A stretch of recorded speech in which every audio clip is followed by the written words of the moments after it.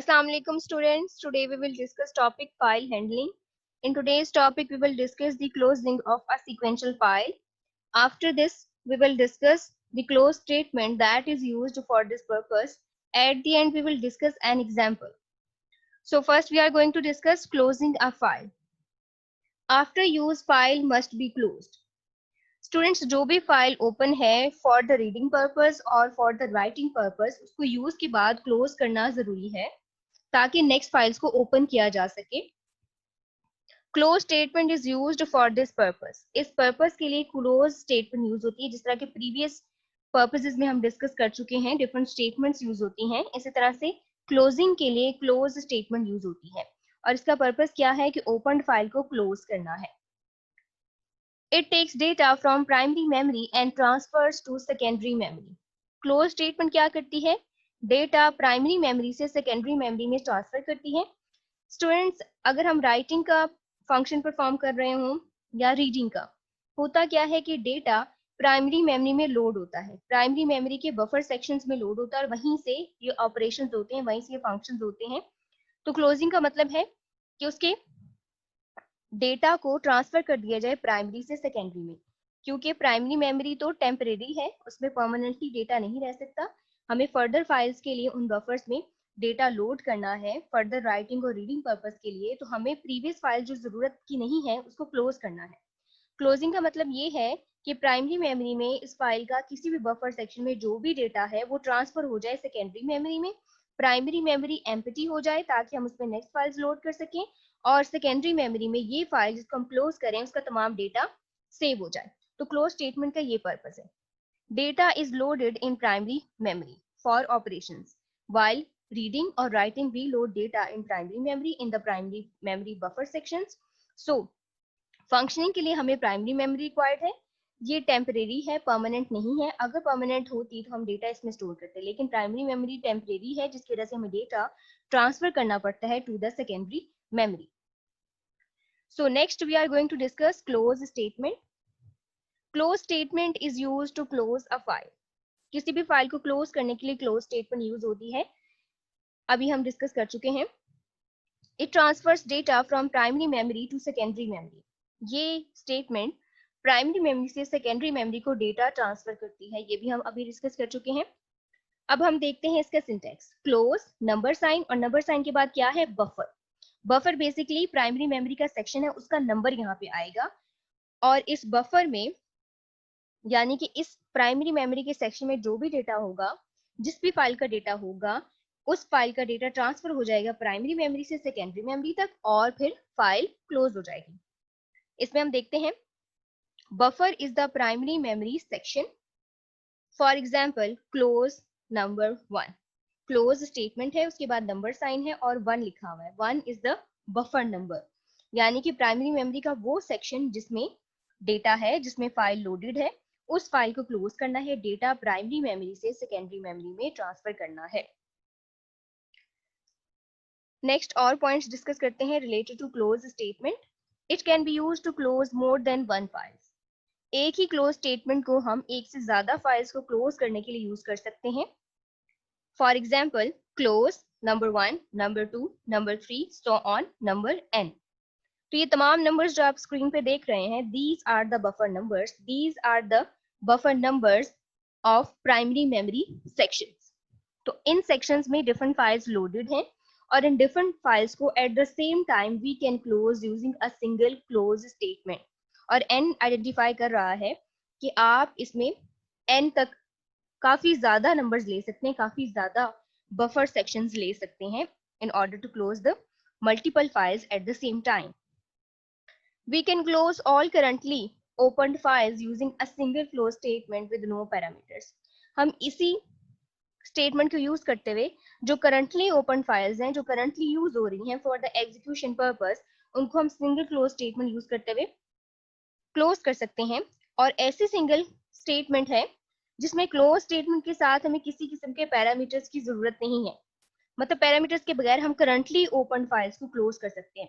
Currently जो भी open files हैं, फॉर एग्जांपल फाइल्स ओपन हैं बफर नंबर 1 में, बफर नंबर 2 में, बफर नंबर 3 में, तो हम सिंपली एक सिंगल स्टेटमेंट लिखेंगे क्लोज और पैरामीटर्स के बगैर हमें बफर नंबर स्पेसिफाई नहीं करने पड़ेंगे।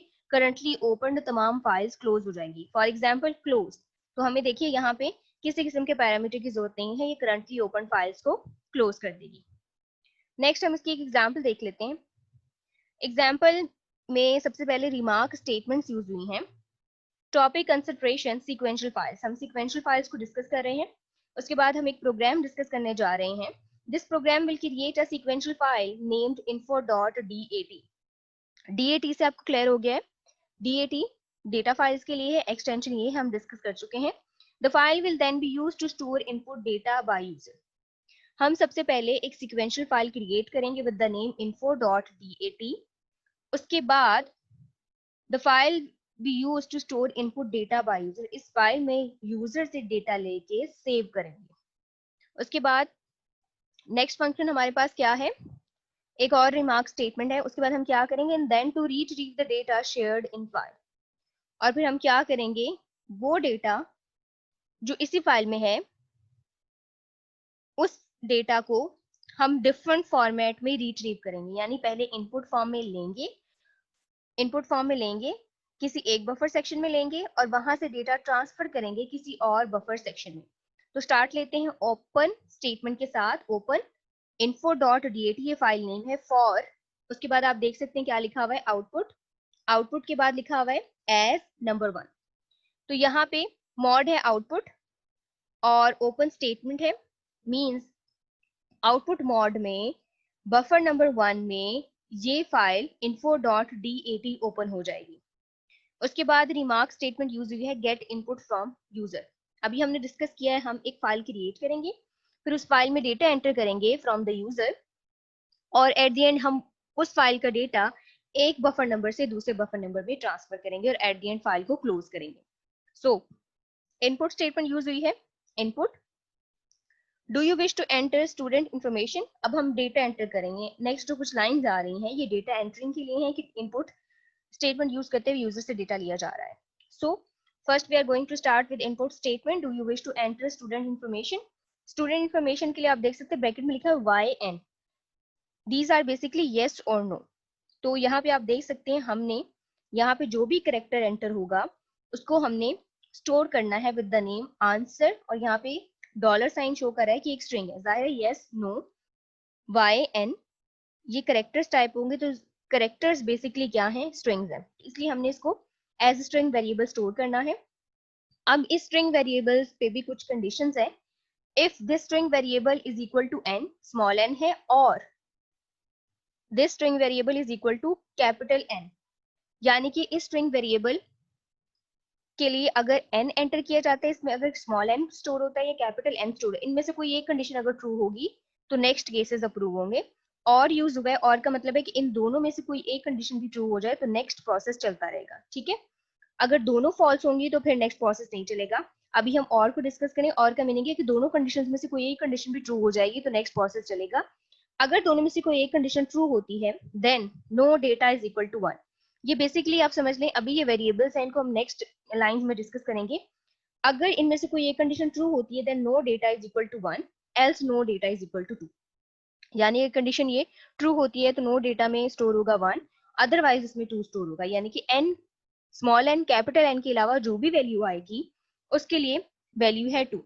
अब हम while लूप यूज करेंगे, while answer is equal to y और answer is equal to small y।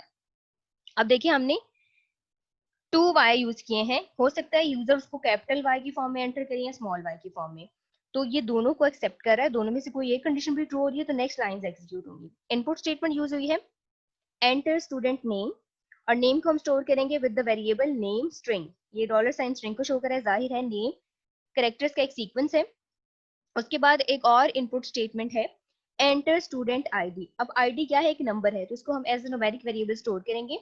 Next line में एक और इनपुट स्टेटमेंट यूज हुई है एंटर स्टूडेंट GPA। तो GPA बेसिकली एक स्कोर होता है, अभी आप ये समझ लें। तो ये स्कोर भी बेसिकली क्या है, नंबर्स की फॉर्म में है, तो उसको भी एज हम number as a numeric variable store करेंगे। ये हमने डेटा एंटर कर लिया है। अब हम चलते हैं नेक्स्ट स्टेप्स की तरफ। डेटा एंटर हो गया है, write current input to temporary buffer storage 1। ये यूजर से डेटा एंटर हो गया है, अब हम इसको बफर में जो भी फाइल लोडेड है उसमें एंटर करने जा रहे हैं, मींस उस फाइल में राइटिंग फंक्शनिंग परफॉर्म करने जा रहे हैं, डेटा राइटिंग की। सो राइट नंबर 1, ये राइट स्टेटमेंट है, बफर नंबर 1 है, नेम आईडी जीपीए, यानी कि जो भी डेटा हमने यहाँ पे एंटर किया है ये बफर नंबर 1 में सेव हो रहा है, बफर स्टोरेज में ये वैल्यूज एंटर हुई हैं, बफर स्टोरेज में जो भी फाइल है उसमें ये वैल्यूज एंटर हो जाएंगी। उसके बाद इनपुट स्टेटमेंट है, do you wish to enter new student information. अब उसमें राइट स्टेटमेंट के साथ वैल्यू स्टोर हो रही है और उसके बाद फर्दर इनपुट स्टेटमेंट के साथ पूछा जा रहा है कि फर्दर डेटा एंटर करना है इस फाइल में या नहीं करना, जो कि बफर नंबर 1 में है। तो इसको भी एक स्ट्रिंग वेरिएबल में स्टोर किया है, अगर येस होगा नो होगा तो डिपेंड करता है कंडीशंस पे, और ये हो जाएगा एंड। अब देखिए येस होगा तो और डेटा वैल्यूज होंगी वो स्टोर हो जाएंगी, नो होगा तो फर्दर स्टोरेज नहीं होगा।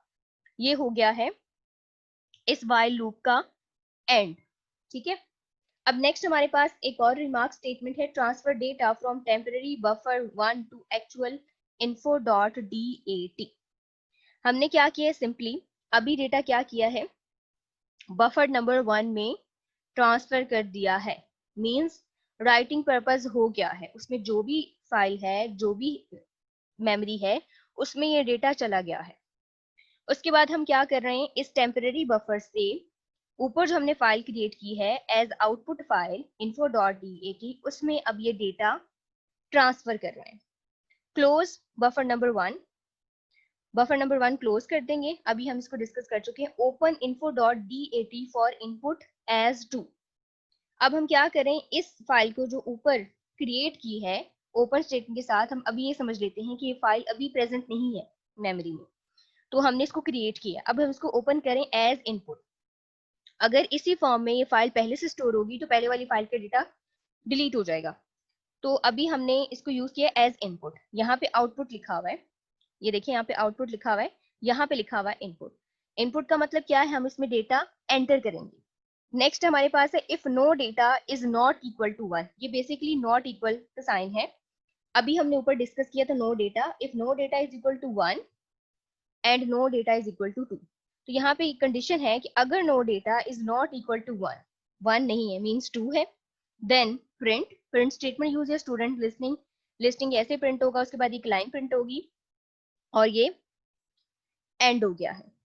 अब एंड के बाद इफ कंडीशन के साथ वाइल लूप दोबारा यूज हुआ, ये वही कल वाला प्रोग्राम है जो हमने डिस्कस किया था। अब यहाँ पे क्या हुआ है, बफर नंबर 2 में info dot dat file open हुई है और अब ये डेटा उस फाइल में एंटर हो रहा है, मींस बफर नंबर 1 में जो डेटा हमने यूजर से एंटर किया था, यानी कि प्रोग्राम की एग्जीक्यूशन करवाई थी, वहां से डेटा जो आया था वो हमने उसमें एंटर किया था, डेटा वैल्यूज आई थी उसमें एंटर किया था, वो था बफर नंबर 1 में। अब वो डेटा हम एंटर कर रहे हैं बफर नंबर 2 में। ऊपर देखिए हमने आउटपुट मॉड यूज किया, यानी कि प्रोग्राम बना हुआ है पूरा, एग्जीक्यूशन हो रही है और फिर डेटा जा रहा है फाइल में। देखिए हमने प्रोग्राम की एग्जीक्यूशन के एंड पे इसको स्टोर किया है, तो ये आउटपुट मॉड है। अब हम क्या करें कि बफर नंबर 1 में वही फाइल जो ओपन है आउटपुट मॉड में है, उसी फाइल का डेटा हम एज इनपुट मॉड सेव करना चाह रहे हैं, तो हमें उसके लिए एक नई फाइल ओपन करना पड़ेगी, उसी फाइल को ओपन करेंगे एज इनपुट मॉड और वो होगी बफर नंबर 2 में। तो हम क्या करेंगे, बफर नंबर 1 में एज आउटपुट जो भी डेटा आया है वो ट्रांसफर कर देंगे बफर नंबर 2 में एज इनपुट। अब देखिए डेटा उसके अंदर आ रहा है और यहाँ पे दोबारा से एंड ऑफ फाइल कैरेक्टर आया है। Students end of file character हम प्रीवियस लेक्चर्स में डिस्कस कर चुके हैं। End of file character basically किसी भी सीक्वेंशियल फाइल में रिकॉर्ड्स के एंड को शो करता है। अगर एंड ऑफ फाइल कैरेक्टर 0 हो इसका मतलब है फर्दर रिकॉर्ड्स हैं, और अगर एंड ऑफ फाइल कैरेक्टर 1 हो तो इसका मतलब है कि फर्दर रिकॉर्ड्स नहीं है इन द सीक्वेंशियल फाइल। और यहाँ पे हम नॉट यूज करें, नॉट मीन्स हम रिवर्स यूज कर रहे हैं। अब यहाँ पे ये ऑपरेशन तब तक चलता रहेगा, डेटा एंटरिंग का काम तब तक चलता रहेगा जब तक एंड ऑफ फाइल कैरेक्टर 1 नहीं होता। मींस अभी एंड ऑफ फाइल कैरेक्टर क्या है, अभी हमारे पास एंड ऑफ फाइल कैरेक्टर 0 है, और जब तक एग्जीक्यूशन होती रहेगी और एट द एंड जब हमारे पास एंड ऑफ फाइल कैरेक्टर क्या आएगा, 1 आएगा, जिसका मतलब क्या है कि फर्दर डेटा रिकॉर्ड्स नहीं है। सो वाइल नॉट uf2, अब यहाँ पे एंड ऑफ फाइल के साथ आर्गुमेंट में 2 यूज हुआ है। 2 बेसिकली बफर नंबर है, कल हमने डिस्कस किया था यहाँ पे 1 है, तो 1 भी उस फाइल का बफर नंबर था, अब यहाँ पे 2 है तो इसका बफर नंबर है, और हम क्या कर रहे हैं, उसमें डेटा एंटर कर रहे हैं। ठीक है, उस फाइल से, जो पहले वाली फाइल है ना, उस फाइल से हम डेटा इस तरफ लेके आ रहे हैं एज इनपुट मोड। तो देखिए, अब जो बफर नंबर 1 में फाइल है उससे हम फाइल लेके आ रहे हैं, तो अब हम क्या कर रहे हैं कि बफर नंबर 2 में ये डेटा एंटर करना है बफर नंबर 1 में जो फाइल्स हैं उनसे। तो वहां पे हमारे पास एक नेम रिकॉर्ड था, एक आईडी था, एक जीपीए था, और ये प्रिंट होते जाएंगे और प्रोग्राम की एग्जीक्यूशन चलती जाएगी। जैसे ही रिकॉर्ड्स फिल होंगे, एंड ऑफ फाइल कैरेक्टर 1 होगा, तो हमारे पास क्या होगी, एग्जीक्यूशन स्टॉप हो जाएगी, मीन्स सारा काम हो गया, डेटा एंटर हो गया, और ये वाइल लूप का एंड है। और उसके बाद हम क्या करेंगे, आफ्टर द रीडिंग और राइटिंग पर्पजेज हम उस फाइल को क्लोज कर देंगे, और क्लोज करने के लिए हम यूज करेंगे क्लोज स्टेटमेंट। बफर नंबर 2 है और ये एंड है जो अभी तक हमने प्रोग्राम डिस्कस किया है।